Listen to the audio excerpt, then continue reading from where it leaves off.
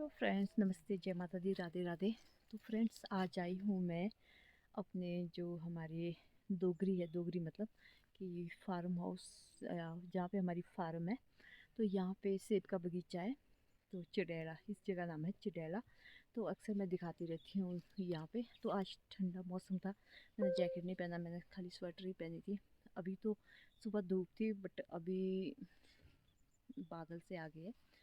तो आज हम यहाँ पे आए हैं, यहाँ पे कर रहे हैं हम काम। तो मैंने अभी दाटू उधर रखा है निकाल के, क्योंकि बाल गीले थे। सुबह घर से आई थी, बाल धोए थे, तो ठंड लग रही थी, तो इसलिए सूखने को रखे हैं। तो गाइस, यहाँ पे डाल रहे हैं हम इस खेत में आज जालियाँ। तो आप देख सकते हैं कि इस तरह से नेट डाल रहे हैं, क्योंकि नेट इसलिए डाली जाती है ताकि ये जो प्राकृतिक आपदाएं हैं उसे बचा जा सके। जैसे ओला है, उसे बच जा सके। और साथ में जैसे पैरेट जो तोते आते हैं वो सीधे फ्लाइट मारते हैं, तो जालियों से वो भी कम आते हैं। और स्पेशली ये ओले के लिए डाली जाती है, ताकि ओले से हमारी जो फसल है ख़राब ना हो। गाइस, ये देखिए, ये सब्जी है। मैं अब इसको तोड़ के आज ले जाऊंगी घर। तो फ्रेंड्स, मैं इस सब्जी को तोड़ रही हूँ। इसको बोलते हैं चिकविड। चिकविड का मतलब है कि हमारे लोकल भाषा में तो इसको बोलते हैं बड़ेले की सब्जी।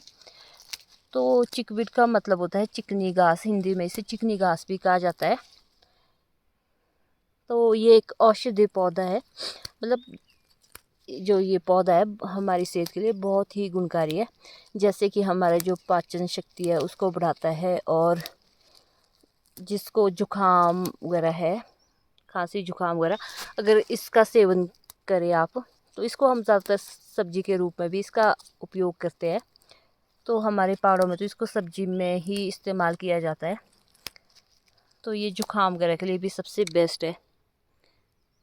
तो इसकी सब्जी भी बहुत ज़्यादा अच्छी होती है। और जैसे कि किसी के जोड़ों का दर्द है, उसके लिए भी ये सबसे बेस्ट है। और जैसे किसी को सूजन वगैरह हो पैरों में, तो सूजन में क्या होता है कि जो ये चिकनी घास है, चिकपिट है, तो इसको मतलब आप इसका इस्तेमाल कर सकते हैं सब्जी के रूप में। और सूजन में ये होता है कि आप इसको पीस कर, जहाँ पे आपकी सूजन हुई है, तो उस जगह पे पीस कर लगा सकते हैं इसकी पत्तियों को। तो जो ये चीज़ है, इसको आप पीस कर लगा। बगीचे में तो यही यही सब्जी लगी है, जहाँ तक भी देखो ये सारी यही सब्जी है, बस जंगली पालक और ये चिकविड।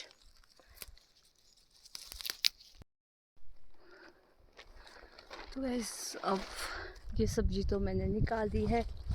अब फिर से जाते हैं जालियों की रस्सियाँ पकड़ने के लिए, क्योंकि अभी लंच टाइम हुआ था तो सब रेस्ट करने लगे। मैंने सोचा चलो तब तक सब्जी निकाल देती हूँ।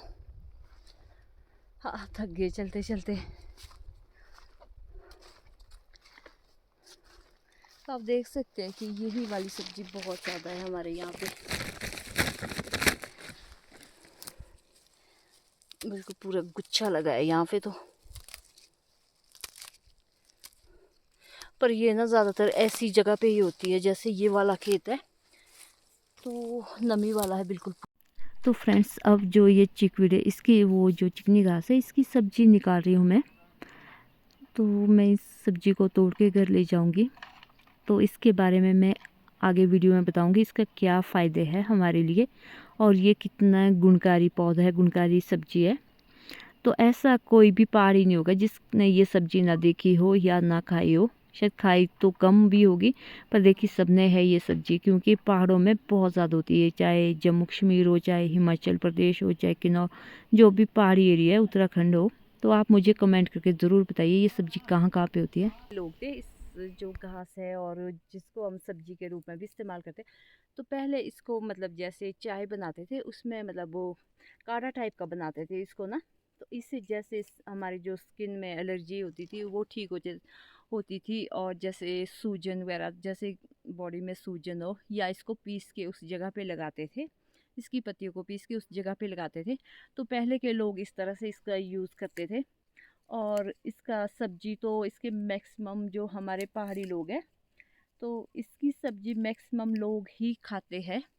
और मतलब ऐसा शायद ही कोई होगा जो पहाड़ी होगा जो इसकी जिसने इसकी सब्जी ना खाई हो।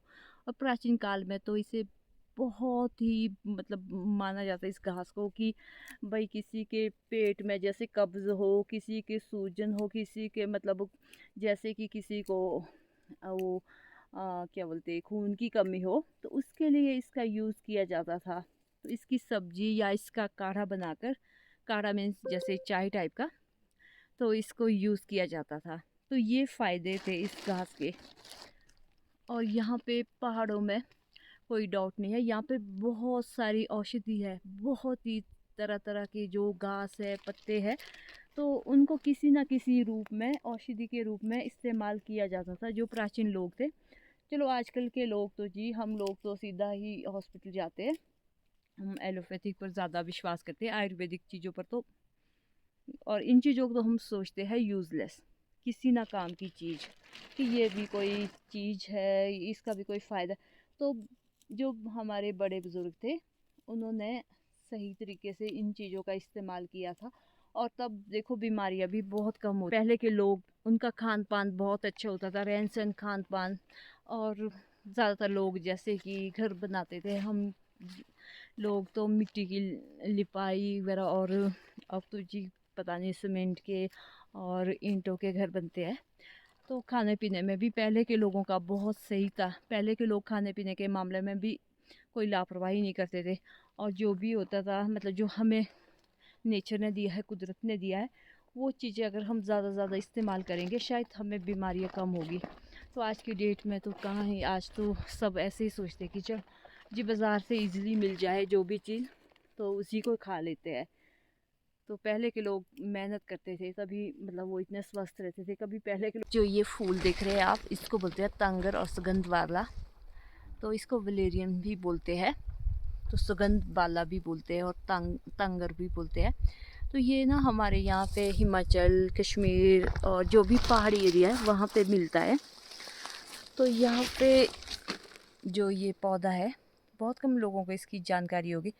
अगर इसकी जड़ का प्रयोग किया जाए, इसकी जड़ का भी काढ़ा बना के प्रयोग किया जाए, सुबह खाली पेट पिया जाए, तो इससे जैसे किसी को भूख नहीं लगती है, तो इस तरह की जो भी समस्या होती है, भूख ना लगना, और जिसके मतलब पेट मतलब गैस बन जाती है और पेट फूल जाता है गैस की वजह से, तो अगर इसका चाय बोल सकते हैं या काढ़ा बोल सकते हैं, उसका सेवन करेंगे तो उनके लिए बहुत ही फ़ायदेमंद होता है ये तंगर और सुगंध बाला।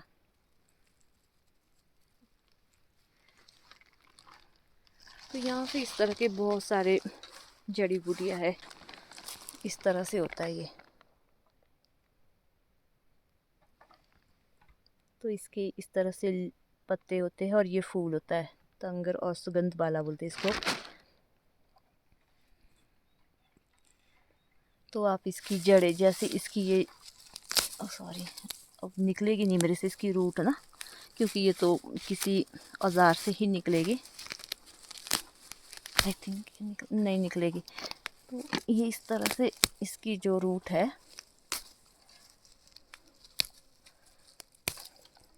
तो इस तरह से इसकी रूट है, तो इसकी आप चाय बना के पी सकते हैं सुबह खाली पेट और शाम को सोते टाइम। तो बहुत ही फ़ायदेमंद है जिनको गैस वगैरह की दिक्कत होती है। तो मैं खुद इनको निकाल के ले जाऊंगी और खुद इनका इस्तेमाल करूंगी। फ्रेंड्स हमने देखो इतनी सारी जालियाँ लगा दी है, अभी तो बहुत है लगाने को, इतनी सारी भी नहीं बोल सकते हैं अभी तो शायद 6 जालियाँ लगाई है। तो अभी दिन का टाइम है, तो अभी बहुत जालियाँ लगाने को, अभी तो कम से कम 4-6 जालियाँ और लग जाए।